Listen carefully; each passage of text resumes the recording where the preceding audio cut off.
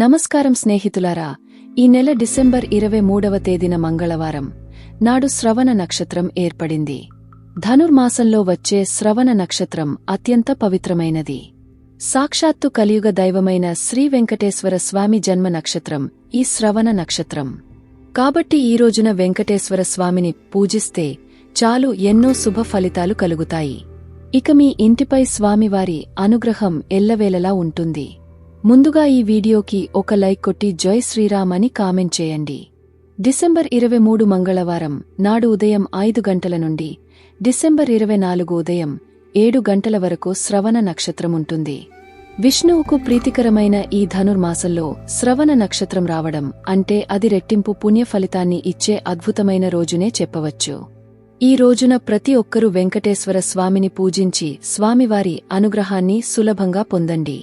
స్త్రీలు ఉదయాన్నే నిద్రలేచి ఇల్లు వాకిలి శుభ్రం చేసుకుని చక్కగా తలస్నానం చేసి ఇంటి ముందు బియ్యపిండితో ముగ్గులు వేసి ఇంటి గడపలకు పసుపు రాసి ఇంట్లో దీపారాధన చేసుకోండి. ఈ రోజున వెంకటేశ్వర స్వామిని పూజించేవారు పసుపు రంగు వస్త్రాలు కాని ఎరుపు రంగు వస్త్రాలు కాని ధరించండి. అలాగే పూజ చేసే ఆడవారు కాళ్లకు పసుపు రాసుకుని పాపిట్లో కుంకుమ బొట్టు పెట్టుకుని స్వామివారిని పూజించాలి. ముందుగా మీ పూజ గదిలో ముగ్గు వేసుకుని మీ పూజ గదిలో ఉన్న వెంకటేశ్వర స్వామి చిత్రపటాన్ని అందంగా అలంకరించుకోండి. వెంకటేశ్వర స్వామి చిత్రపటానికి గంధం రాసి కుంకుమ బొట్లు పెట్టి తులసి దళాలతో మరియు చామంతి పూలతో స్వామివారి చిత్రపటాన్ని అలంకరించుకోండి.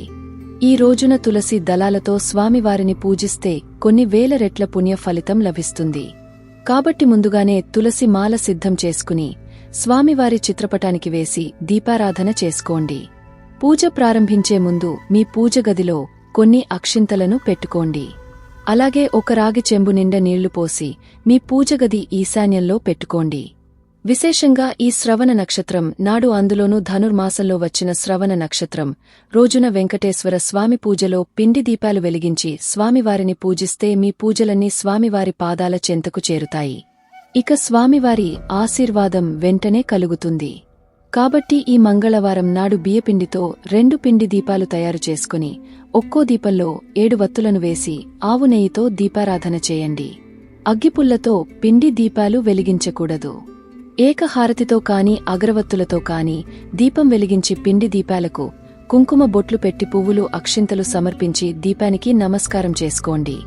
పూజలో పిండి దీపాలు కొండెక్కిన తర్వాత ఈ దీపాలను గోమాతకు ఆహారంగా తినిపిస్తే అన్నదానం చేసినంత పుణ్య ఫలితం లభిస్తుందట. లేదా ఎవరు తిరగని ప్రదేశంలో పడేయండి. మీ పూజగదిలో పిండి దీపాలు వెలిగించేటప్పుడు మీ కోరికను స్వామివారికి చెప్పుకోండి. నా కుటుంబ శ్రేయస్సు కోసం, కష్టాల తొలగింపు కోసం ఈ శ్రవణ దీపం పెడుతున్నానని స్వామివారికి చెప్పుకోండి.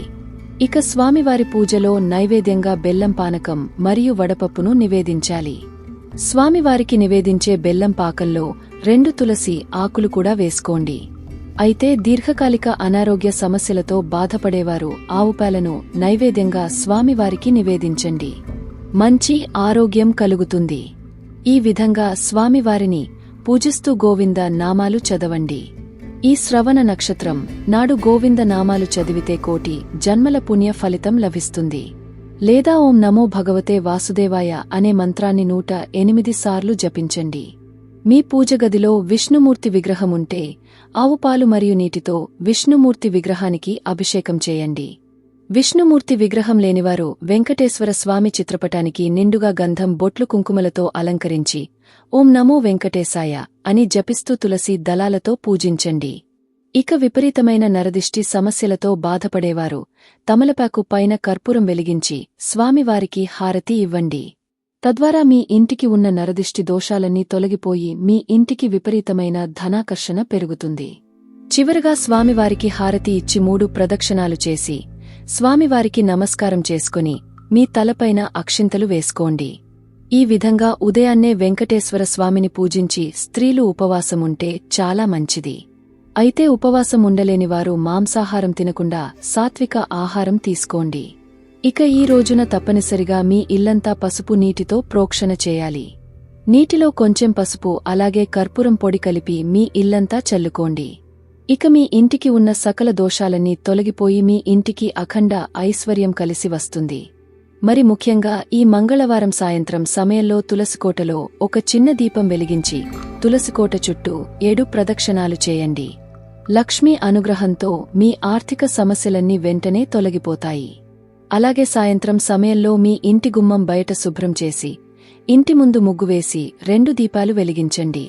ఇక మీ ఇంట్లో ఉన్న దరిద్ర దేవత బయటకు వెళ్లిపోయి మీ ఇంట్లోకి లక్ష్మీదేవి అడుగు పెడుతుంది. అన్నిటికన్నా ముఖ్యంగా ఈ మంగళవారం ప్రతి ఒక్కరూ మీ దగ్గరలో ఉన్న విష్ణుమూర్తి దేవాలయానికి వెళ్లి స్వామివారిని దర్శించుకోండి. అలాగే వెంకటేశ్వర స్వామి దేవాలయంలో కూర్చుని గోవింద నామాలు చదివితే స్వామివారు ఎంతో సంతోషించి కోరిన వరాలను వెంటనే ప్రసాదిస్తారు.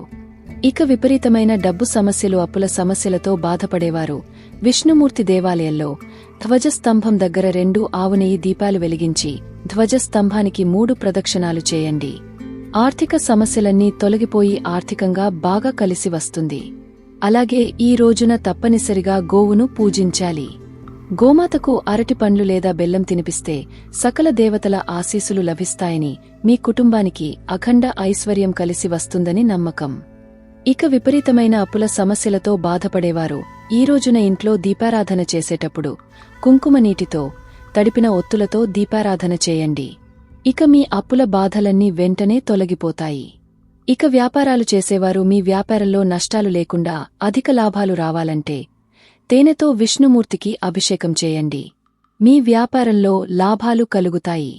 అలాగే ఈ శ్రవణ నక్షత్రం నాడు మీ వంటగదిలో ఉండే బియ్యం డబ్బాలో 2 పసుపు కొమ్ములను పెట్టుకోండి లేదా ఒక వెండి నాణం వేయండి. ఇలా చేయడం ద్వారా ఇక ఈ సంవత్సరమంతా ధనధాన్యాలకు లోటు లేకుండా అన్నపూర్ణదేవి ఆశీర్వాదం కలుగుతుంది. ఇక ఈ రోజున చేసే దానాలకు ఎన్నో శుభ ఫలితాలు కలుగుతాయి. పేదలకు అన్నదానం చేయడం లేదా వస్త్రదానం చేయడం వల్ల మీ వంశాభివృద్ధి కలుగుతుంది. అలాగే రాహుకేతు దోషాలతో ఇబ్బంది పడేవారు ఈ రోజున ఉలవలు దానం చేస్తే రాహుకేతు దోషాలన్నీ తొలగిపోతాయి. అలాగే వివాహ ప్రయత్నాలు చేసేవారు ఈ రోజున ఎర్రకంది పప్పును దానం చేయండి. వివాహం కాని వారికి త్వరగా వివాహం కుదురుతుంది. అలాగే సంతోషం కోసం ఎదురుచూసే దంపతులు ఈ శ్రవణ నక్షత్రం నాడు ఎవరికైనా పేదలకు పెరుగన్నం దానం చేయండి. స్వామివారి అనుగ్రహంతో సంతాన ప్రాప్తి కలుగుతుంది. అలాగే ఈ శ్రవణ నక్షత్రం నాడు విష్ణుమూర్తి దేవాలయంలో ఉన్న భక్తులకు పులిహోరను పంచిపెట్టండి. మీ కుటుంబం మొత్తానికి అష్టైశ్వర్యాలు సిరి సంపదలు కలుగుతాయి. ఇక మీ మనసులో ఏదైనా కోరిక ఉంటే ఆ కోరిక వెంటనే నెరవేరాలంటే ఈ శ్రవణ నక్షత్రం నాడు గోదాదేవి రాసిన తిరుప్పావే చదవండి.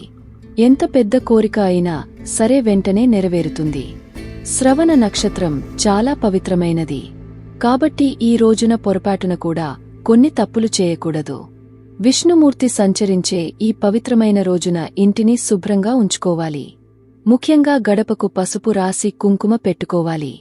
లేదంటే మీ ఇంట్లోకి దేవతలు ప్రవేశించరు. అలాగే ఈ రోజున జుట్టు కత్తిరించడం, గోళ్లు కత్తిరించడం నిషేధం. ఈ శ్రవణ నక్షత్రం రోజున తులసి ఆకులను కోయకూడదు. కాబట్టి ఒకరోజు ముందుగానే తులసి దళాలు కోసి స్వామివారి పూజకు సిద్ధం చేసుకోండి. ఈ రోజున ఇనుప వస్తువులను కూడా కొనకూడదు. ఈ పవిత్రమైన శ్రవణ నక్షత్రం నాడు ఎవరికి డబ్బును అప్పుగా ఇవ్వకండి.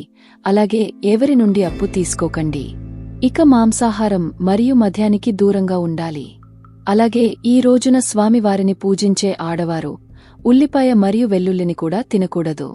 ఈ పవిత్రమైన రోజున భార్యాభర్తలు బ్రహ్మచర్యం పాటించాలి. ఈ రోజున వెంకటేశ్వర స్వామిని పూజించే ఆడవారు ఉదయాన్నే దీపారాధన పూర్తి చేసుకుంటే అమితమైన పుణ్య ఫలితం కలుగుతుందని నమ్మకం. శ్రీ వెంకటేశ్వర స్వామివారు పిలిస్తే పలికే దైవం కాబట్టి ఈ శ్రవణ నక్షత్రం నాడు ఈ విధంగా భక్తితో స్వామివారిని పూజిస్తే మీకున్న కష్టాలన్నీ వెంటనే తొలగిపోయి మీ కుటుంబం మొత్తానికి అష్టైశ్వర్యాలు కలుగుతాయి. ఈ వీడియో మీకు నచ్చితే లైక్ చేసి సబ్స్క్రైబ్ చేసుకోండి. జై శ్రీరామ్.